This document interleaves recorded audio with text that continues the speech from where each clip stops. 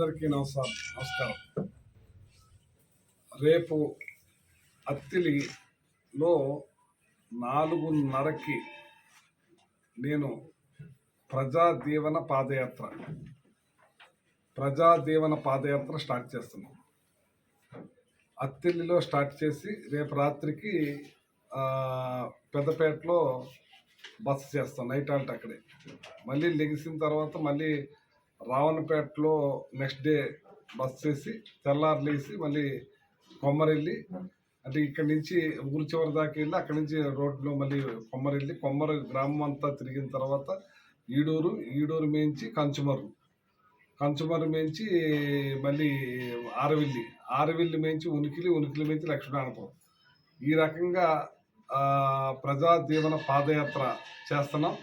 ప్రతి గ్రామం తిరుగుతా ఆ గ్రామంలో మా ప్రజలను కలుసుకుంటూ వాళ్ళ దీవెనలు తీసుకుంటూ, అలాగే ఏదైతే గడప కార్యక్రమం కూడా కంప్లీట్ చేసుకుంటూ 10వ తారీఖు వరకు నా ప్రోగ్రాం తిరుగుతాను. అంటే మధ్యలో 5 రోజుల్లో నాకు కంప్లీట్ అయిపోతుంది. అత్తిలి మండలంలో గ్రామాలు ఏదైతే నేను పాదయాత్ర చేసేది, ఇప్పుడు నేను గడప చేయని గ్రామాలు, అలాగే ఇరగవరానికి ర్యాలింగ్లోకి వచ్చి ఆమ్లెట్లు ర్యాలింగ్ని తిరుగుకుంటా మళ్ళీ వేరే గ్రామాలకి ప్లాన్ చేస్తున్నారు. ఆ గ్రామాలకి నేను వెళ్తాను.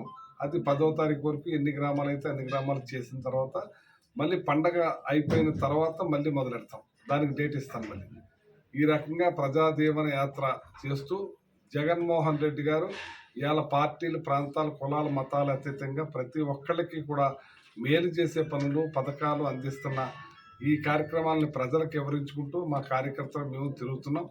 నైట్ హాల్ట్ అక్కడే చేస్తాను. అక్కడే అందరితోటి ఏ గ్రామంకి వెళ్తే ఆ గ్రామం కార్యకర్తలతో కూర్చుని వాళ్ళతో మాట్లాడుకుని, మార్నింగ్ లేసి కూడా వాళ్ళతో మాట్లాడుకుని మళ్ళీ నా యాత్ర స్టార్ట్ చేస్తూ ఉంటాను.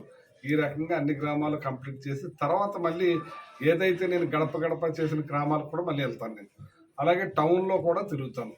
ఈ యాత్ర ఈ రకంగా చేయాలనేది ఒక ప్లాన్ ప్రకారంగా మా నాయకులు, కార్యకర్తలు డిజైన్ చేశారు. ఆ డిజైన్ ప్రకారంగా వెళ్తాను. ఎక్కడికి వెళ్తే అక్కడ నేను ఏదైతే సచివాలయంలో కానీ, ఏదైతే వేరే మన కమ్యూనిటీ హాల్స్ కానీ, ఏదైతే ఎస్సీపేట, పెద్దపేటలో కానీ ఎక్కడికి వెళ్తే అక్కడే పడుకుంటూ, అక్కడే తింటాం, అక్కడే స్నానం చేసి అక్కడి నుంచి స్టార్ట్ అయ్యేలాగా ప్రిపేర్ చేసి ప్లాన్ చేసుకుంటున్నాం.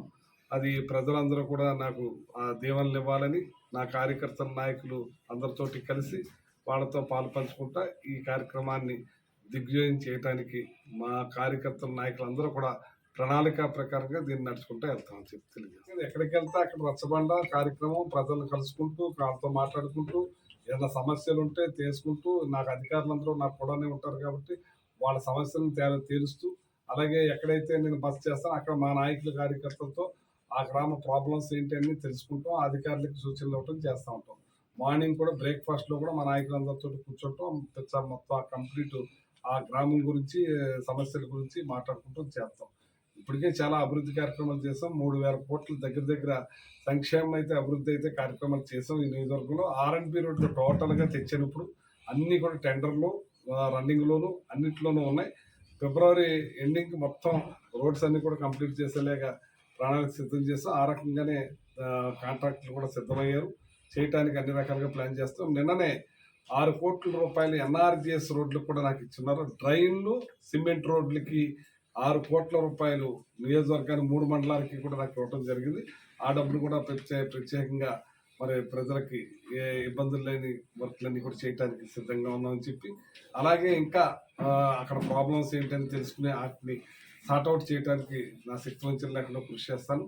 ఇప్పుడు నేను 2009లో నేను పోసిన R&B రోడ్లే మళ్ళీ ఇప్పుడు నేనే పోస్తున్నాను రోడ్లన్నీ కూడా అని చెప్పి తెలియజేస్తున్నాను. గతంలో దోచుకో పంచుకో అన్నట్టుగా తినేశారు, కానీ ఏ ఒక్క రోడ్లు కూడా పట్టించుకున్న పాపం లేదు. అలాగే NRGS సంబంధించిన రోడ్లు కూడా పబ్లిక్ దగ్గర కూడా కంట్రిబ్యూషన్ తీసుకుని ఇష్టానుసారంగా తినేసిన కార్యక్రమాలు జరిగినాయి. మీకు తెలుసు, అందరికీ తెలుసు. అంచేత ఇవాళ ఒక పద్ధతి ప్రకారంగా చేయడానికి అన్నీ కూడా ప్రణాళిక సిద్ధం చేసుకున్నాం. ప్రజలకి ఇంత పెద్ద ఎత్తున సంక్షేమం, అభివృద్ధి, పిల్లల చదువులు, నాడు స్కూల్స్, అమ్మఒడి, విద్యాదీవన, వసతి దీవెన, వాహనమిత్ర, ఇన్ని కార్యక్రమాలు కూడా ఇవాళ తెలుగుదేశం వాళ్ళైనా ఎవరైనా సరే మా పథకాలు చెప్పలేని పరిస్థితిలో ఉన్నారు. IAS ఆఫీసర్స్ కూడా చెప్పమని చెప్తున్నాను. 10 లక్షల రూపాయలు నేను ఒక్కటి కూడా మర్చిపోకుండా చెప్తే 10 లక్షల బహుమానం కూడా ఇస్తానని మీకు కూడా మీ విలేకరులకు కూడా వర్తిస్తుంది. మీరు అలా చెప్పగలిగితే మీకు కూడా 10 లక్షల రూపాయలు ఇస్తానని చెప్పి అది లక్ష కానించి మొదలెట్టి 10 లక్షల వరకు తీసుకొచ్చాను. ఇప్పుడు కూడా ఎవరు చెప్పలేకపోయారు. అంటే అన్ని పథకాలు మేము అమలు చేస్తున్నాం, ఇస్తున్నాం. చెప్పలేని పరిస్థితిలో ఉన్నారంటే ఒకసారి అర్థం చేసుకోండి ఎలాంటి పాలన జరుగుతుందా అని చెప్పి. ఇవాళ పేదరికాన్ని తగ్గించారు జగన్మోహన్ రెడ్డి గారు. మూడు ఎక్కడ పేదరికం 11.9% ఉన్న పేదరికాన్ని దగ్గర ఇప్పుడు 6% తీసుకొచ్చారు. ఏదైతే 3.5% ఉన్న అగ్రికల్చర్ని 11.5కి తీసుకెళ్లారు. అలాగే ఏదైతే ఇండస్ట్రీస్ 3.5లో ఉన్న దాన్ని 11.8కి తీసుకెళ్లారు. అలాగే ఏదైతే మన జీడిపి గ్రోత్ భారతదేశంలో ఇప్పుడు నెంబర్ 1లో ఉన్నాం మనం. అన్ని రంగాల్లోనూ కూడా ముందుకు తీసుకెళ్తున్న జగన్మోహన్ రెడ్డి గారు. చదువులు ఇవాళ నాడు నేడు ఇంగ్లీష్ మీడియం పెట్టి పిల్లలకి డ్రెస్, బ్యాగ్, బెల్ట్, షూస్ అన్నీ ఇచ్చి, గోరుముద్ద పెట్టి, రాగిజావి ఇచ్చి, ట్యాబ్లు ఇచ్చి, డిజిటల్ క్లాస్ రూమ్లు మార్చి, బాత్రూమ్లు మార్చి, ఇవాళ మహిళలు పిల్లలు కూడా చదువుకునే వాళ్ళు ఎక్కువయ్యారు. నిజానికి ఇంతకుముందు బాత్రూమ్ లేక ఏం డ్రాప్అవుట్లు ఎక్కువైనాయి.